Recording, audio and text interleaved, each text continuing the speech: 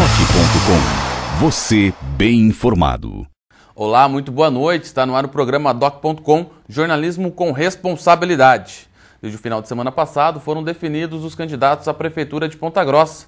E hoje, aqui no programa Doc.com, iniciamos uma série de entrevistas que vai levar você informações a respeito dessas eleições aqui em Ponta Grossa. Recebemos hoje aqui no nosso programa o cientista político Fábio Gores, que vai fazer uma análise sobre o cenário eleitoral em Ponta Grossa. Ao longo dos próximos programas, traremos entrevistas exclusivas com os candidatos a prefeito e também com os seus vices. Mais perto do primeiro turno da eleição, com uma data ainda a ser definida, vamos fazer um debate aqui pela TV Vila Velha. Também vamos trazer para você hoje informações a respeito da política local, com destaque para a Câmara Municipal, que derrubou o veto do prefeito Pedro Vosgrau Filho, a lei que regulamenta o mototáxi aqui em Ponta Grossa. É um instante só, não saia daí. Doc.com, você bem informado. Estamos apresentando Doc.com.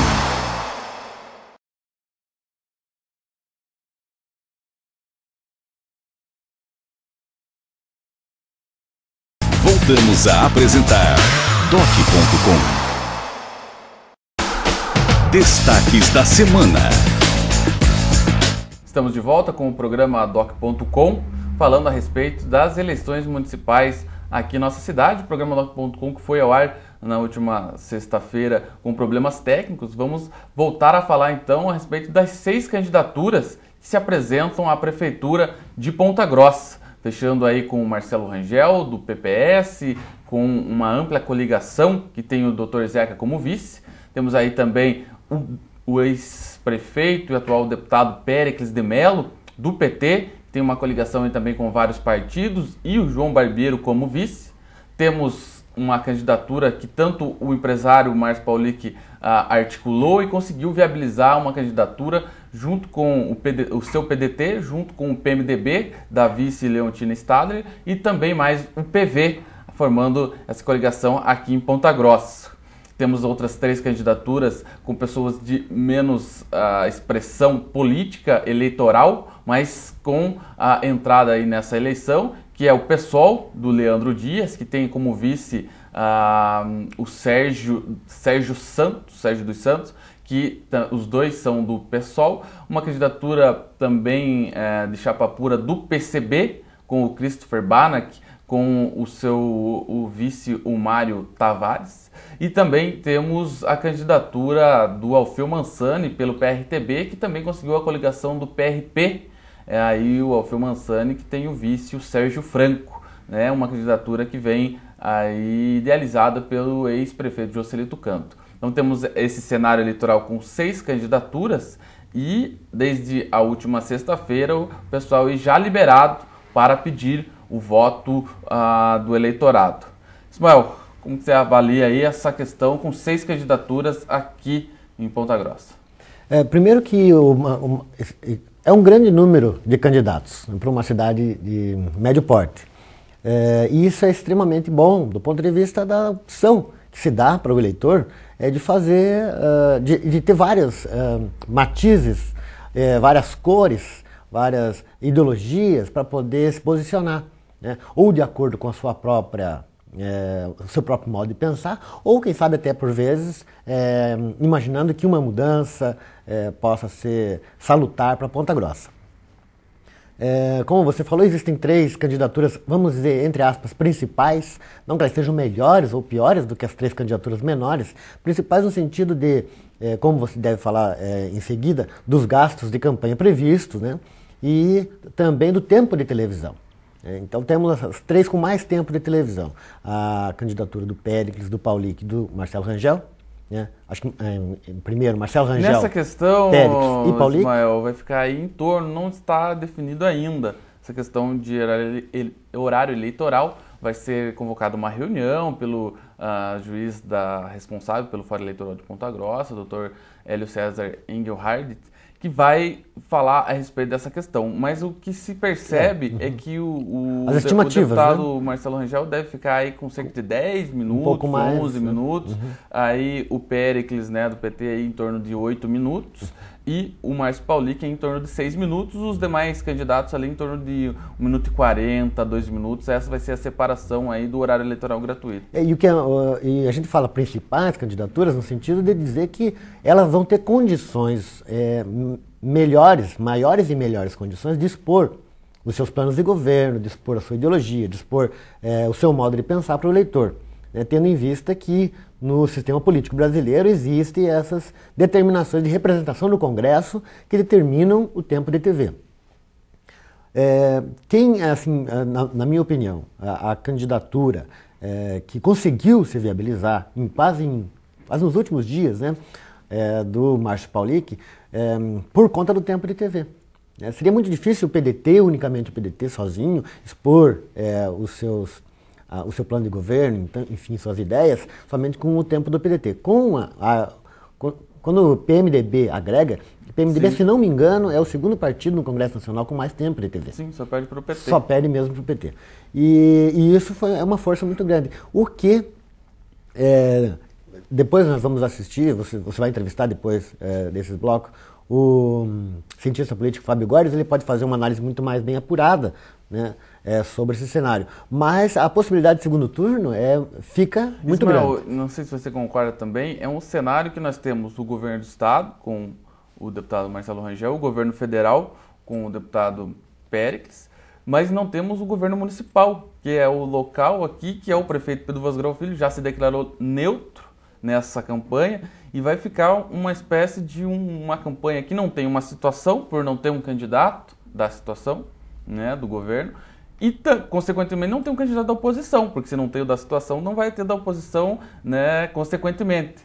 Então vai ser um discurso aí muito em relação a propostas, mas de um lado um apegado às coisas do governo estadual, que é recente, né, o governador Beto Richa assumiu não faz 2 anos, né? E, por outro lado, o governo federal, que está aí há algum tempo, desde 2002, com o presidente Lula, que o candidato do PT vai se apegar. E, por outro lado, vem o candidato Márcio Paulic falando que não, ele tem boa entrada com os dois e ele pode convergir tanto do lado do governo estadual quanto do lado do governo federal. Ou seja, vai ser uma discussão aí que o eleitorado tem que ficar atento, porque basicamente vai ser nesse sentido que vai correr. Sem dúvida, é perfeita a tua avaliação, pelo menos do ponto de vista dessas divisões que ocorreram por conta da saída, vamos dizer, não intencional, pelo menos a princípio, do prefeito Pedro Vosgrau. Como a política no Brasil é muito personalista, dificilmente as pessoas conseguem dizer que qualquer coisa foi feita em Ponta Grossa por conta de um programa político ou por conta de acertos junto com o governo federal. Não, quem fez foi fulano. Foi o prefeito. Quem ou construiu o deputado, tal... Isso, exatamente. Quem construiu tal coisa? Ninguém diz, não, isso foi resultado do anseio popular que cobrou das autoridades políticas, então eles foram lá e construíram isso. Dificilmente se faz isso. Com a saída do prefeito Pedro Vosgrau, provavelmente o PSDB, que está coligado junto com o Marcelo Rangel, vai tentar capitalizar naturalmente para o partido. Sim. Ao passo também que tantas as coisas boas quanto as ruins. Exatamente. Acaba também respondendo de uma certa forma por alguns eventuais erros que possam ter sido cometidos na gestão do Pedro Vosgrau. De outro lado, também temos o João Barbeiro, que foi secretário de governo do Pedro Vosgrau e que também pode capitalizar algumas coisas. Sim, porque se você for ver bem, aí ele é o único representante, né, que esteve realmente na administração Vosgrau e que é candidato. Né? E o Paulic, como você mesmo disse, o Paulic ele é capaz, quem sabe de capitalizar o que foi feito, quem sabe não, mas ele é capaz de capitalizar esses apoios, ou futuros apoios, pois tem do lado do PDT, uma estreita, PDT e PMDB, um bom relacionamento com o governo federal.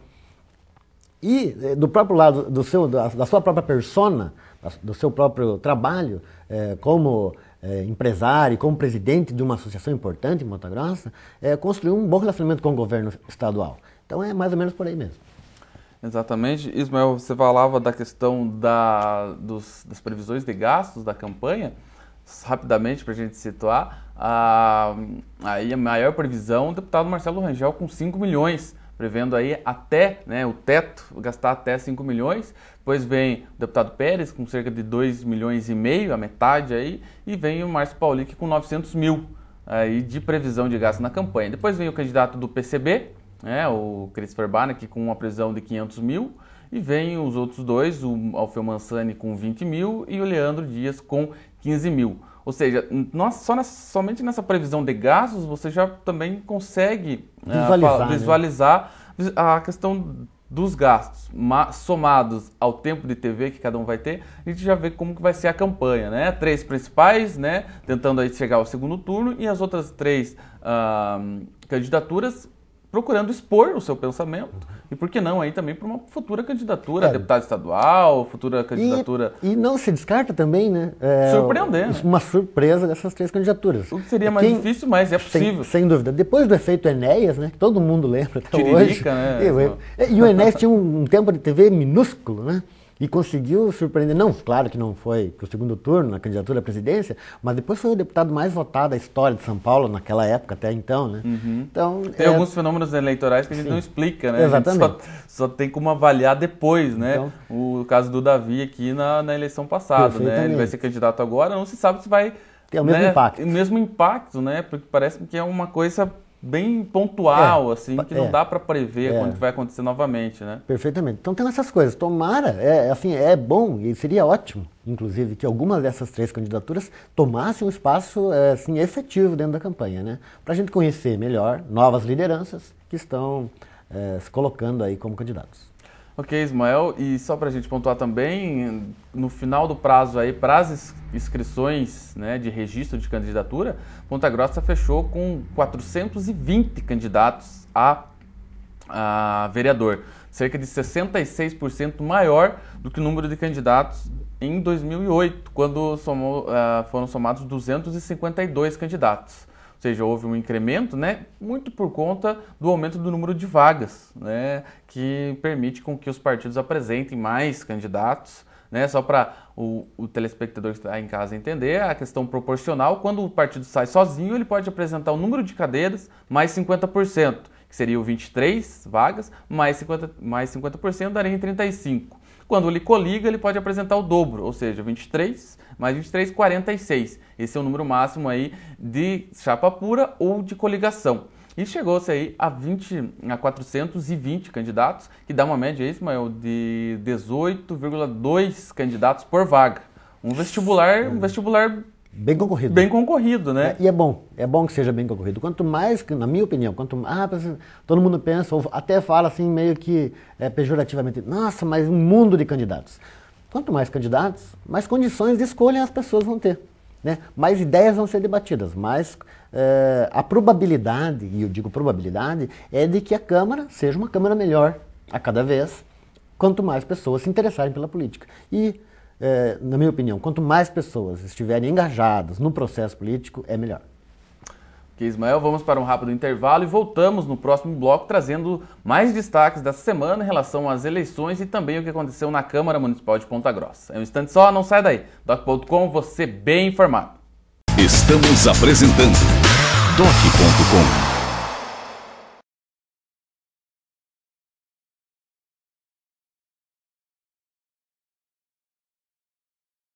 Voltamos a apresentar Doc.com. Estamos de volta com o segundo bloco dos destaques da semana, falando a respeito do que aconteceu também na Câmara Municipal de Ponta Grossa nesta semana, quando os vereadores derrubaram o veto do prefeito Pedro Vosgrau Filho ao projeto de lei do vereador Edilson Fogaça, que regulamenta a profissão de mototáxi aqui em Ponta Grossa. Ismael, questão do mototáxi, né? Não dá para tapar o sol com a peneira, como disse o vereador. Existe. Se não for regularizado, ele vai existir da mesma forma, né? Podendo aí não ter a mesma questão de segurança, a mesma questão de fiscalização, as mesmas garantias que dão. Esse projeto foi aprovado na Câmara. Os vereadores foram unânimes ao aprovar o projeto e também foram unânimes ao derrubar o veto do prefeito. Que o prefeito, em declaração dada ao Jornal da Manhã, ele falava que ele não concorda porque é uma lei que vai provocar mortes, né? No entender do prefeito, aí o mototaxista, quando vai transportar o passageiro, pode provocar acidentes e esse usuário desse serviço pode vir a sofrer as consequências do acidente, que pode chegar à morte. Mas também, Ismael, é uma justificativa que ela não tem muito respaldo jurídico, até porque existe uma lei federal que regulamenta essa profissão. Então, o que o vereador Edilson Fogaça fez foi simplesmente aplicar em Ponta Grossa uma coisa que a própria autarquia poderia já ter feito, né? Então, ela dá condições para que esse tipo de serviço ocorra e com as garantias e também com as punições que prevê a lei. Isso é o mais importante, é fazer com que a profissão, uma determinada profissão, ela tenha as responsabilidades e garantias de uma profissão que está regulamentada na lei. O que ocorre quando você não, como você mesmo disse, se não regulamenta a profissão, o serviço de mototáxi vai continuar existindo, sem nenhuma garantia para o usuário, principalmente, né? Sem nenhuma garantia de segurança. A lei, se a gente demora um pouquinho mais de tempo para ler ela, inclusive, na sua íntegra, ela estabelece diversos critérios. Não é simplesmente pegar uma moto, colocar uma placa vermelha e sair carregando gente por aí, não. Sim. Você tem que fazer cursos, você tem que estar habilitado.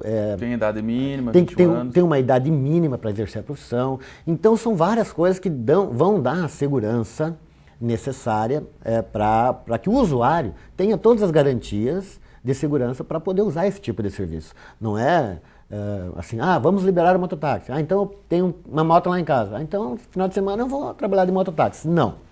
Tem que ser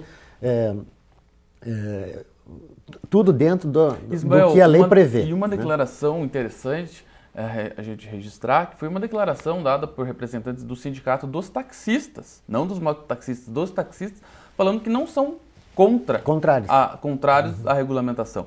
O que eles apenas pedem é que as mesmas exigências que se dá aos táxis se proceda também com os mototaxistas. Nada mais justo. Nada mais justo do que isso. Muita gente poderia pensar, não, mas os taxistas vão perder clientela, né, vão ser contras. Mas pelo que eu percebo, são públicos totalmente distintos, né? O público que usa o táxi do público que usa o mototáxi. Sem a menor dúvida. E também a questão do mototáxi, além, como você falou, são públicos distintos. E tem a ver com classes sociais, tem a ver com renda, tem a ver com tudo isso. Sim.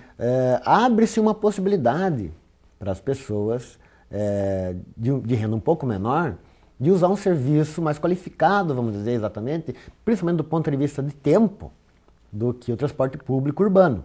Né? O transporte público urbano, como todo mundo sabe, tem os horários de cada ônibus. Se você mora num local muito distante, você tem que fazer o transbordo e tal. Tem tudo isso aí. É uma opção a mais, um pouco mais cara, mas é uma opção a mais para as pessoas. Agilidade, né? Na questão de agilidade, especificamente, né? Na questão de segurança, podemos sugerir que o transporte público é seguro, o táxi é seguro, mas se o mototáxi aparentemente é mais inseguro do que esses outros dois módulos, se a legislação estiver em cima, se tudo for fiscalizado adequadamente, tem uma segurança tanto quanto qualquer outro tipo de transporte.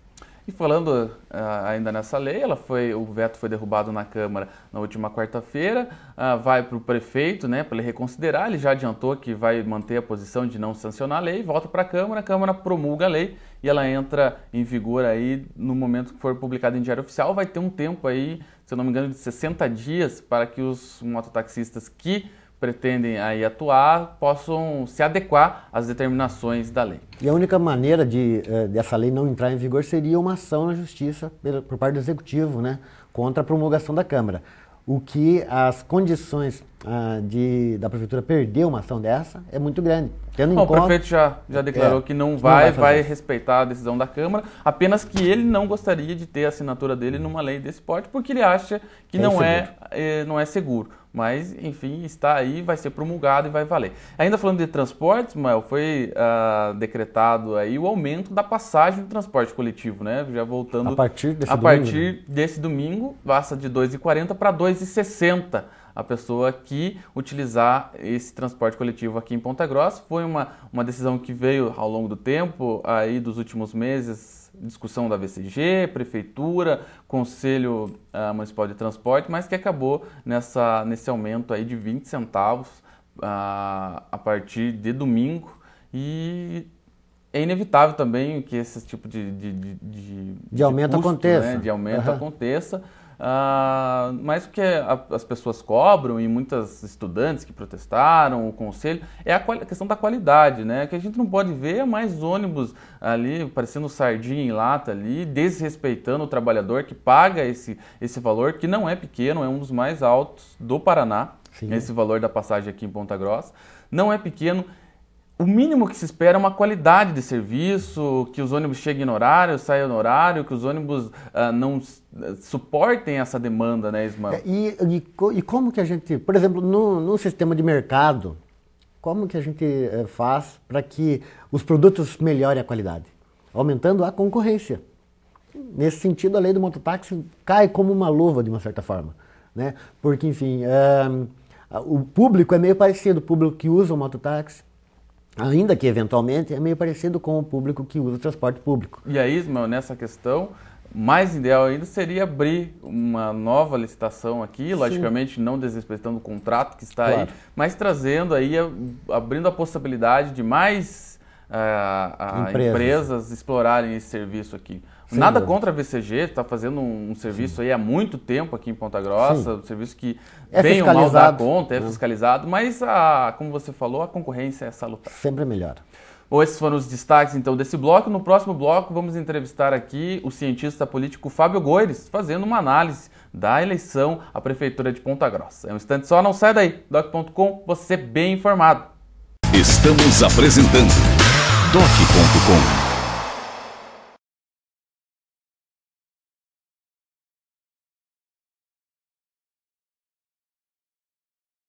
Voltamos a apresentar Doc.com. Estamos de volta com o programa Doc.com. Bom, na semana passada, o nosso programa foi ao ar com alguns problemas técnicos, por isso nós voltamos a entrevistar hoje o cientista político Fábio Goires. Boa noite, Fábio. Boa noite audiência. Realmente estamos de novo nesse programa e estou à disposição para continuarmos. Exatamente.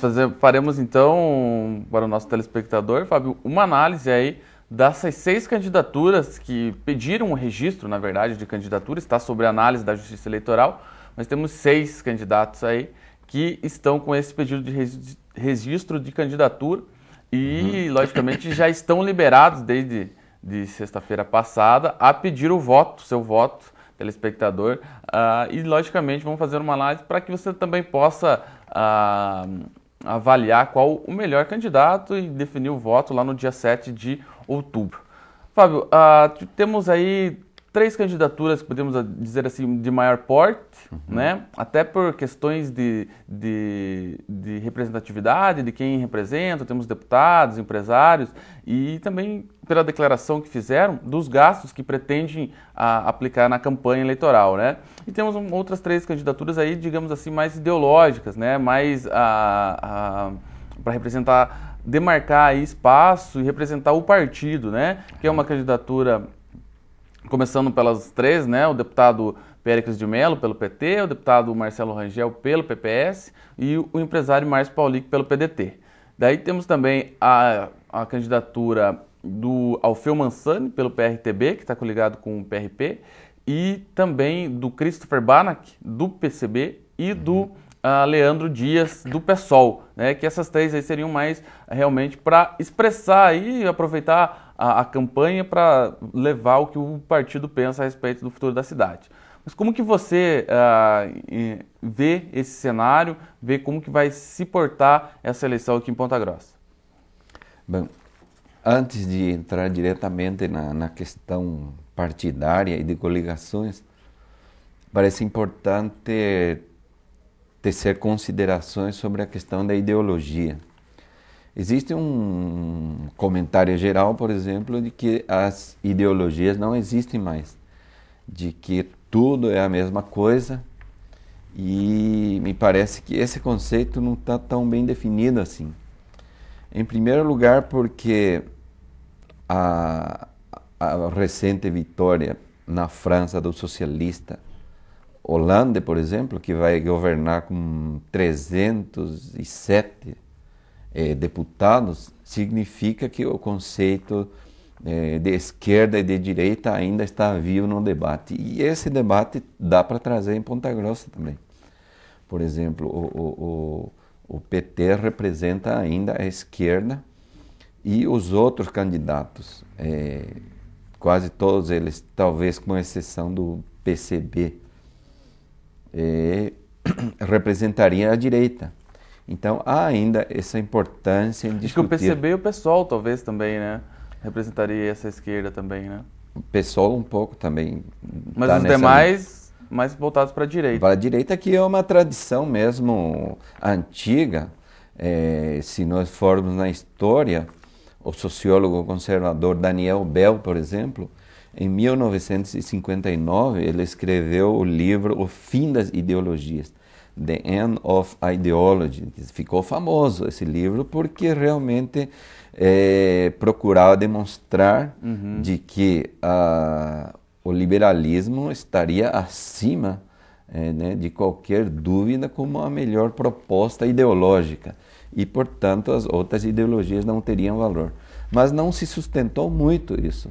Mais recentemente, o Francis Fukuyama também, em 1989, escreveu aquele célebre artigo O Fim da História e o Último Homem, como também, igual ao Bell, ele também traçava um perfil negativo para a esquerda e que o corolário final da humanidade seria defender o liberalismo por em cima de qualquer outra proposta que vinha especialmente da esquerda. Sim. Mas então, isso não se concretizou na prática. Nós vemos no Brasil, o próprio Lula ganhou a eleição, o Bachelet no Chile, nós tivemos Evo Morales na Argentina, na Bolívia, e na Argentina a Cristina Kirchner. E esse conjunto demonstrou que o pensamento da esquerda ainda está presente. Sim. E como falamos já aqui na França. Mas então, em Ponta Grossa também, o próprio Péricles foi prefeito uma vez, né? E, portanto, não dá para descartar esse elemento, diríamos assim, ideológico. Agora, do ponto de vista prático, a eleição em Ponta Grossa, nós temos 3 candidatos importantes, vamos dizer assim, não só do ponto de vista do seu poder de fogo eleitoral, mas também pelos gastos que eles declararam que vão fazer, né? Então, isso significa que um segundo turno é quase que infalível aqui em Ponta Grossa, porque a entrada do Paulic, por exemplo, fez com que o segundo turno fosse já uma realidade, porque dificilmente um candidato vai ter 50% mais um nas majoritárias. E o cenário atual, do ponto de vista das pesquisas, colocam Marcelo Rangel em primeiro lugar e seguido mais ou menos de perto dos outros 2 candidatos. Isso significa que os outros é que têm que reverter esse quadro. Sim. E, por outro lado, o Marcelo Rangel é a coligação, diríamos assim, mais consistente do ponto de vista de vereadores que fazem parte dessa coligação. Se é que se considera que presença de vereador é importante, então, do ponto de vista nessa metodologia, então, tem praticamente 8 vereadores, né, o Marcelo Rangel. Isso não quer dizer que necessariamente quem vota nesse vereador vai votar no candidato da majoritária, mas é de se supor, né, que pode acontecer. É um indicativo. Um aspecto importante também é o apoio do governador, né, que teve um momento de indecisão entre a candidatura do Plauto Miro Guimarães e com o Marcelo. Sim. E agora, decidindo-se com o Marcelo, então o próprio Plauto também entraria nesse processo. Além disso, nós temos que considerar também que o Marcelo tem toda uma trajetória como deputado estadual e que naturalmente influi nesse processo de relacionamento com o seu, vamos dizer assim, curral eleitoral, mas do seu, diríamos assim, apadrinhamento político, do qual ele faz parte. Tem também a presença do deputado federal Sandro, que naturalmente tem um poder de fogo importante, porque ele é da cidade, é um deputado federal daqui, não é um deputado federal de outra cidade que vem. Então, há uma confluência muito grande nesse sentido. Não sei se temos tempo de falar Sim, temos um tempo para a gente falar. Então, podemos falar agora lá da candidatura do Péricles, então, sim, numa segunda proposta. O Péricles tem uma situação sui generis aqui, por exemplo, que é a coligação com um candidato que nós já falamos em ideologia, e um candidato que não é propriamente tão alinhado ideologicamente ao Péricles, que é o Barbiero do PR. Mas eu estava vendo na Folha de São Paulo que o PR tem uma tradição de coligação com o PT. Sim. Tem 16 regiões onde o PR está sendo coligado com o PT. Mais o PR com o PT do que o PT com o PR. Sim. Só um lugar o PT se coligou com o PR, vamos dizer assim. Então, é o PR que busca o PT na coligação. De qualquer maneira, embora não seja ideologicamente tão adequada, vamos dizer assim, ele é uma coligação importante aqui em Ponta Grossa, porque o Barbiero traz, diríamos assim, a contribuição eleitoral da mídia, de televisão, por exemplo, que o Péricles não tem. E, por outro lado, a presença do Péricles, o carisma dele, a sua penetração na classe média, principalmente na classe média do professorado, da classe média dos funcionários públicos, é muito importante, e ele tem esse fator a seu favor. E isso vai contribuir mais ainda para levar para um segundo turno. Então, temos aí já duas posições de peso, né? Que naturalmente, no decorrer da campanha, sim, isso pode se alterar para mais ou para menos para cada um deles. E agora, num terceiro momento, então, nós temos a candidatura do Márcio Paulic. Pois é, nesse momento a gente vai pedir, Fábio, para deixar para o próximo bloco aí, que a gente vai para um rápido intervalo. Sim. E daí falamos a respeito da candidatura do Paulic, que vem aí, como você falou, forçar praticamente um segundo turno, né, na eleição aqui em Ponta Grossa. Então é um instante só, não saia daí. Doc.com, você bem informado. Estamos apresentando Doc.com.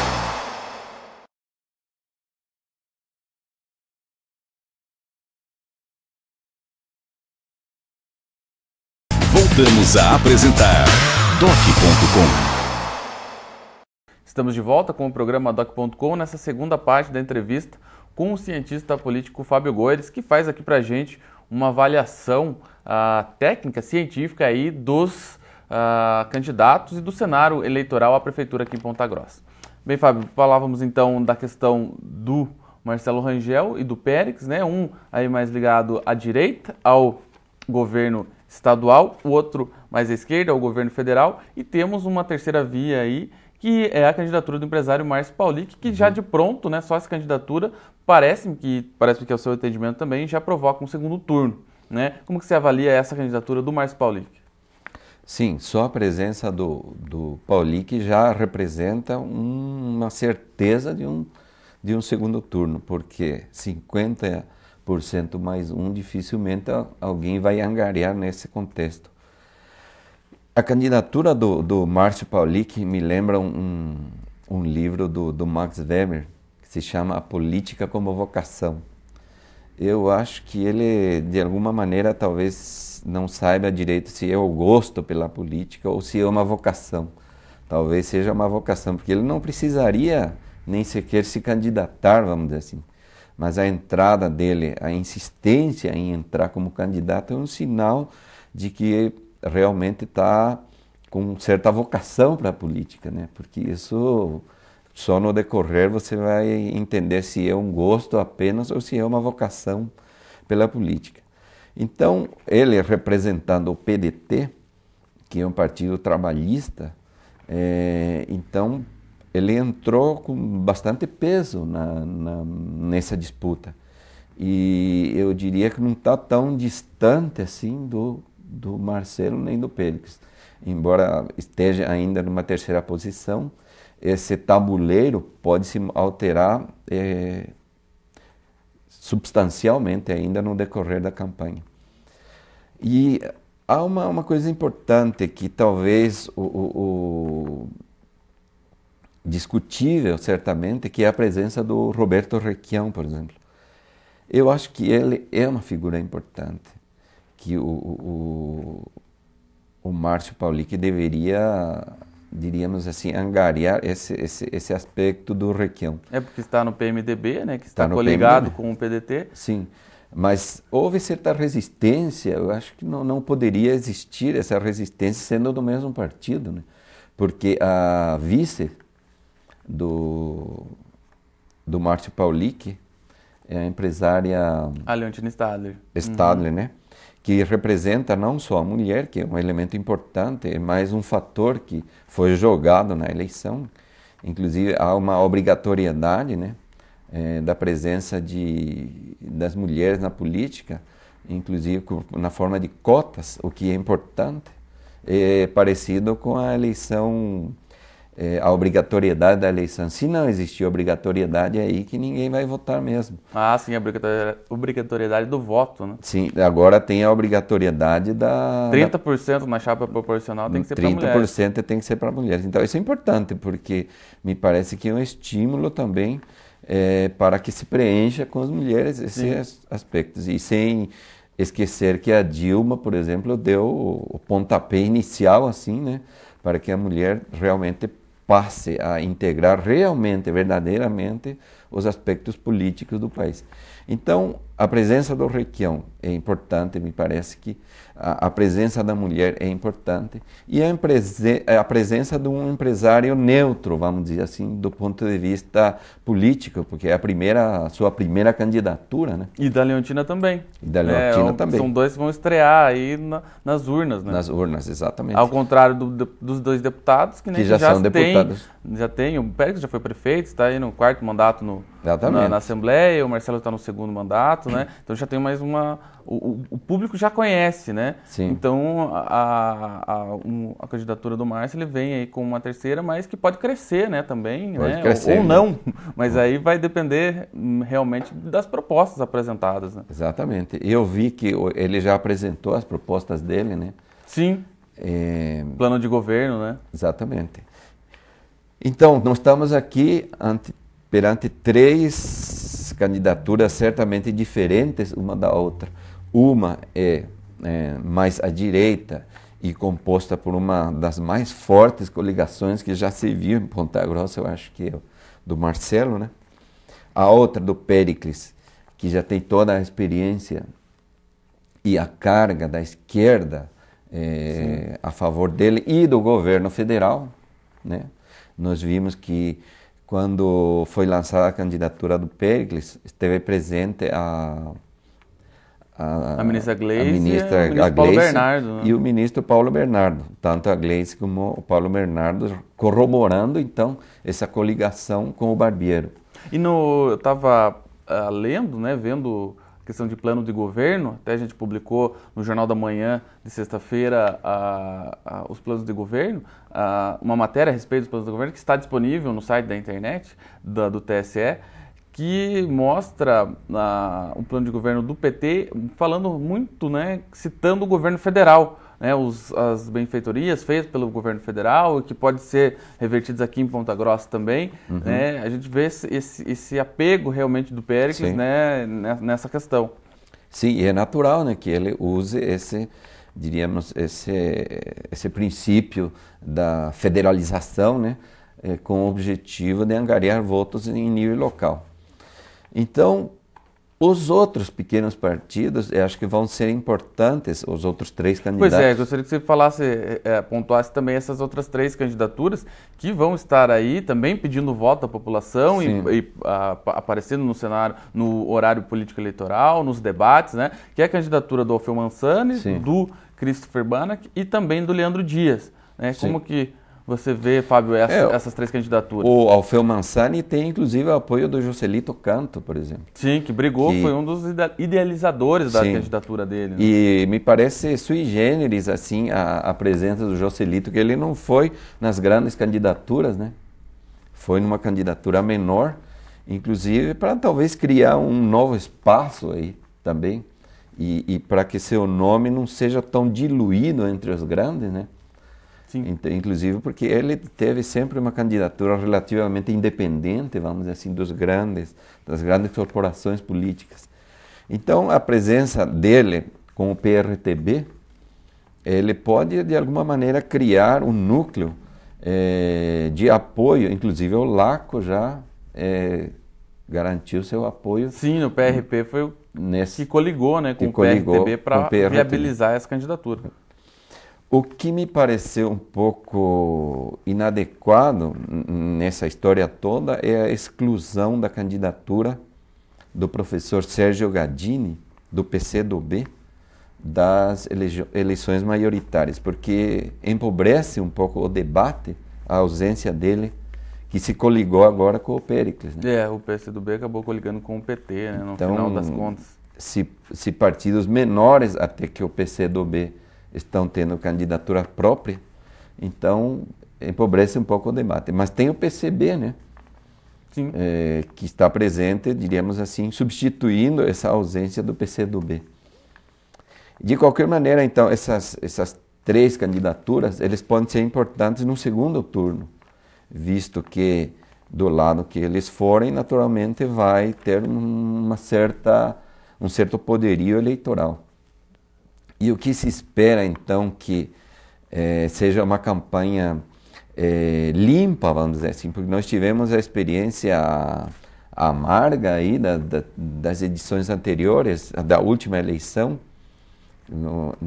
com a condição que ocorreu na última eleição, que não deve se repetir, né? Porque a política é essencialmente um jogo de debates, um jogo de ideias, e de aspectos práticos da vida do cidadão, que isso é muito mais importante, tudo isso, do que aspectos extra-pessoais e extra-eleitorais, que não vão acrescentar nada no debate, mas muitas vezes é uma tradição que se usa e que deve ser superada. Sim, certamente. Esperamos que os candidatos tenham esse bom senso, né, de não descambar aí para ataques, enfim. Mas não sei se esse é o teu ponto de vista também, Fábio, mas o eleitor, ele está mais aí, capacitado, digamos assim, o eleitor em médio, né? Em média, está mais capacitado para não aceitar esse tipo de coisa, né? O candidato que vier atacar o outro pode até o efeito ser ao contrário, né? Ele perder votos do que ganhar com isso. Sim, isso é o que poderia se chamar de secularização da política, ou seja, um melhoramento da política, um avanço positivo da política, no sentido de que as propostas sejam mais verdadeiras, os aspectos pessoais não podem ser tão importantes, porque... E Fábio, só para, sem querer interromper, mas já interrompendo o teu pensamento, mas para a gente finalizar, que a gente está chegando ao final do programa, você citou aí a Leontina Staller, vice do Márcio, né, como um agregador, né, representando a mulher. Como você vê a vice do Marcelo Rangel com o Dr. Zeca, né, o médico, foi 2 vezes o mais votado nas eleições para vereador, e também o vice do Péricles, né, o João Barbieri, que você também citou ao longo do programa, mas gostaria que você frisasse que você acha desse casamento aí, digamos assim? Sim. Não, o vice do Marcelo Rangel é muito forte. Realmente o Dr. Zeca, pela própria profissão, tem uma tradição em Ponta Grossa. Naquele livro que eu estou fazendo, que eu te falei sobre Ponta Grossa, então nós temos uma tradição onde o médico exerce um poder, não só aqui em Ponta Grossa, em qualquer parte, pela presença muito íntima com os desejos de saúde do cidadão. Então ele tem um peso, diríamos assim, extra importante. Então a candidatura dele como vice realmente veio a dar um poder muito grande, né? Sim. Para o Marcelo Rangel, porque ele penetra, ele tem capilaridade, o médico tem capilaridade muito grande, mais do que qualquer outra profissão, nesse sentido. Por outro lado, o vice do Péricles, que é o Barbiero, também é uma candidatura importante, porque ele conseguiu, nos últimos tempos, ter uma penetração através da mídia muito importante. Também uma capilaridade muito importante que muitas vezes há uma briga por tempo de TV, né? E quem tem a televisão o dia inteiro à sua disposição realmente consegue ter um contato maior com o público, no sentido de expressar o seu modus vivendi, a sua forma de pensar através do seu programa, e isso realmente cria uma opinião também favorável, né, no meio político. Pois é, são candidaturas aí que vêm complementar com os seus vices e que a gente vai ver, Fábio, pelas informações que chegaram até o Jornal da Manhã, mas para o final desse mês está para sair uma pesquisa eleitoral aí, né, logicamente para relatar a situação de momento e como estão aí os candidatos nessa corrida. Sim, sempre é importante diríamos assim, as estatísticas, mas é apenas uma fotografia, vamos dizer assim, do momento. Né? Também não quer dizer nada. Para ver como que se comporta, né? Porque vamos ter aí praticamente um mês, né? 20 dias de campanha, mas que a campanha realmente ela tende a ganhar mais fomento aí, a partir do momento que se tomam nas ruas e também no horário eleitoral gratuito, que é lá dia 21 de agosto, quando começam, né, essas questões. Sabe, eu gostaria de agradecer a sua presença aqui no programa e deixar o espaço para você falar do seu livro, né, que está sendo elaborado aí. Conta um pouco mais para a gente. Está sendo elaborado ainda, né? Não, é um livro que eu tento, diríamos assim, entrelaçar aspectos nacionais com o aspecto local. Por exemplo, tem um autor que dividiu o Estado brasileiro em o Estado colonial, depois o Estado imperial, o Estado oligárquico, o Estado burguês, e o Estado autoritário, que é o Estado militar, e por último o Estado democrático de direito. Essa classificação de 6 tipos de Estado nacionais, eu tentei fazer em Ponta Grossa também. Como que era o Estado burguês em Ponta Grossa? Como era o Estado autoritário em Ponta Grossa? Sim. Ou seja, quem era prefeito e como se comportou como prefeito nesse período.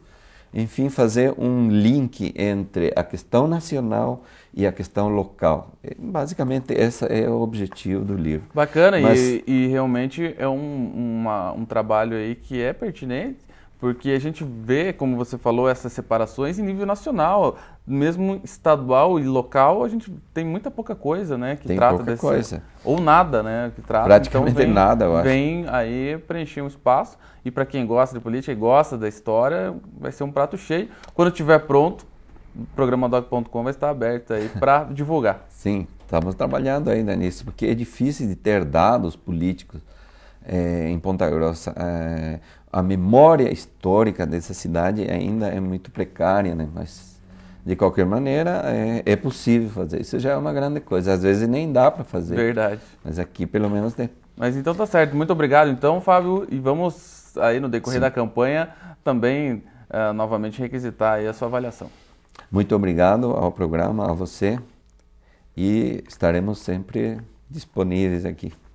Okay. Tá ok? Esse foi o cientista político Fábio Gores falando a respeito do cenário eleitoral em Ponta Grossa. Com isso, encerramos o programa Doc.com de hoje. Para você que quiser rever o nosso programa, o programa estará disponível no site do Jornal da Manhã, no jmnews.com.br, também no site do Plantão da Cidade, no plantãodacidade.com.br, ou diretamente no nosso canal no YouTube, é youtube.com/programadoccom. Para você que quiser escrever para a gente, o e-mail é programadoccom@gmail.com.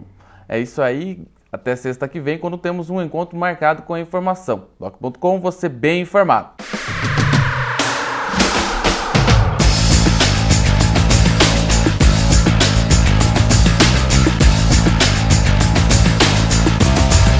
Doc.com, você bem informado.